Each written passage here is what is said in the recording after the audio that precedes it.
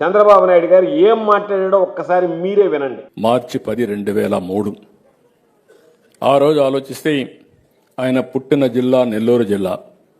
అందుకని నెల్లూరు జిల్లాకి పొట్టి శ్రీరాములు నెల్లూరు జిల్లాగా నామకరణం చేసి గవర్నమెంట్ ఆఫ్ ఇండియాకి పంపించాం. అది 2008లో వాళ్ళు నోటిఫై చేసి పంపించారు. ఇటువంటి కట్టుకథలో అబద్ధాలు చెప్పడం తప్ప వేరే ఆలోచన ఉండదు.